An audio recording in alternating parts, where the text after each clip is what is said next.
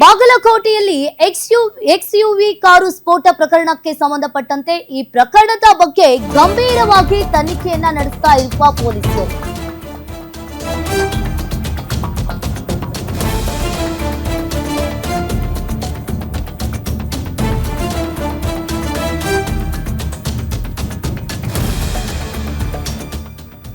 ಬಾಗಲಕೋಟೆಯಲ್ಲಿ XUV car ಸ್ಫೋಟ ಪ್ರಕರಣಕ್ಕೆ ಸಂಬಂಧಪಟ್ಟಂತೆ ಈ ಪ್ರಕರಣದ ಬಗ್ಗೆ ಈಗಾಗಲೇ ಪೊಲೀಸರು ಗಂಭೀರವಾಗಿ ತನಿಖೆಯನ್ನ ನಡೆಸ್ತಾ ಇದ್ದಾರೆ.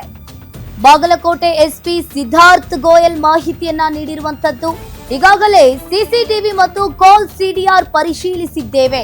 ಕಾರ್ ಮಾಲೀಕ ಬಾರ್ ಬಳಿ ಬಂದಾಗಿನಿಂದ ಸಿಸಿಟಿವಿಯಲ್ಲಿ ಸೆರೆಯಾಗಿದೆ. ಆದ್ರೆ ಕಾರ್ ಬಳಿ ಯಾರು ಹೋಗಿರುವುದು ಕಂಡು ಬಂದಿಲ್ಲ. ಈಗಾಗಲೇ ಬಾಂಬ್ ನಿಷ್ಕ್ರಿಯ ದಳ ಸೋಕೋ ಟೀಮ್ನಿಂದ ಪರಿಶೀಲನೆ ಕೂಡ ಆಗ್ತಾ ಇದೆ. ಸದ್ಯಕ್ಕೆ ಕಾರ್ ಇಂಜಿನ್ ಬಳಿ ಬ್ಲಾಸ್ಟ್ ಆಗಿರುವುದು ಕೂಡ ಕಂಡು ಬಂದಿರುವಂತದ್ದು. ಬ್ಯಾಟರಿ ಅಥವಾ ಇಂಜಿನ್ಗೆ ಸಂಬಂಧಿಸಿದಂತೆ ಸ್ಫೋಟವಾಗಿರೋ ಅನುಮಾನ ಕೇಳಿಬರ್ತಾ ಇದೆ. ಈ ಸದ್ಯ ಎಲ್ಲ ಆಯಾಮಗಳಲ್ಲೂ ಪರಿಶೀಲನೆಯನ್ನ ನಡೆಸಿದ್ದೇವೆ. ಬಾಗಲಕೋಟೆ ಎಸ್ಪಿ ಸಿದ್ಧಾರ್ಥ್ ಗೋಯಲ್ ಹೇಳಿಕೆಯನ್ನ ನೀಡಿದ್ದಾರೆ.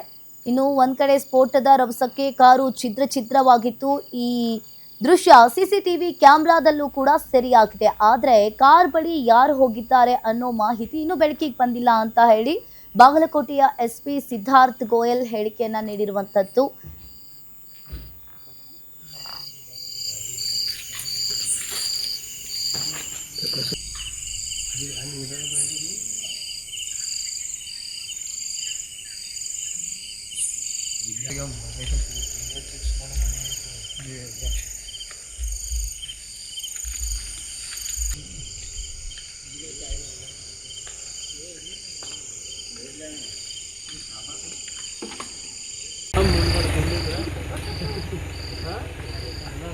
ಬ್ಲಾಸ್ಟ್ ಕಾರಣ ಈಗ ನಾವು ಪರಿಶೀಲನೆ ಮಾಡ್ತಾ ಇದ್ದೀವಿ. 10:45 ಬ್ಲಾಸ್ಟ್ ಆದ ತಕ್ಷಣ ನಾನು, ನಮ್ಮ DSP ಅವರು, ನಮ್ಮ CPI, ನಮ್ಮ PSI ಅವರು ಎಲ್ಲರೂ ಸ್ಪಾಟ್ ಇಮಿಡಿಯೇಟ್ ನಾವು ಭೇಟಿ ನೀಡಿದ್ದೀವಿ.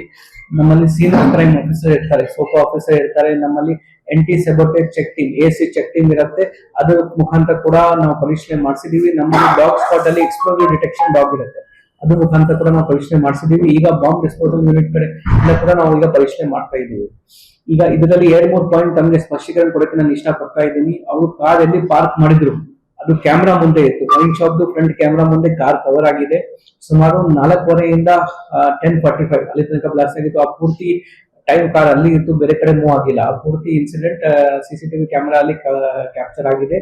ಮೇಲ್ನೋಟಕ್ಕೆ ಪರಿಶೀಲನೆ ಮಾಡುವಾಗ ಯಾವ್ದು ಸಸ್ಪೆಕ್ಟ್ ವ್ಯಕ್ತಿ ಕಾರ್ ತರ ಬಂದಿಲ್ಲ, ಅದು ಯಾವ್ದು ಈ ತರ ನಮ್ಗೆ ಕಂಡು ಬಂದಿಲ್ಲ.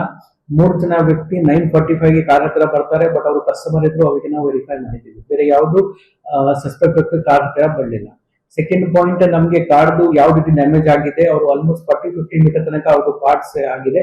ಟೆಕ್ನಿಕಲ್ ಫಾಲ್ಟ್ ಇರಬಹುದು, ಯಾವ್ದು ನಮ್ಗೆ ಎಕ್ಸ್ಪ್ಲೋಸಿವ್ ಇರಲಿ, ಲೂಸ್ ಮಟೀರಿಯಲ್ ಇಲ್ಲಿ ಯಾವ್ದು ನಮ್ಗೆ ಕಂಡು ಬರ್ತಾ ಇಲ್ಲ. ನಮ್ಮ ಎಕ್ಸ್ಪ್ಲೋಸಿವ್ ಡಾಗ್ ಮುಖಾಂತರ ಕೂಡ ನಮ್ಗೆ ಯಾವ್ದು ಎಕ್ಸ್ಪ್ಲೋಸಿವ್ ರಿಲೇಟೆಡ್ ಮಟೀರಿಯಲ್ ಕಂಡು ಬರ್ತಾ ಇಲ್ಲ. ಅದನ್ನ ನಾವು ಡಿಟೇಲ್ ಆಗಿ ಪರಿಶೀಲನೆ ಮಾಡ್ತಾ ಇದ್ದೀವಿ.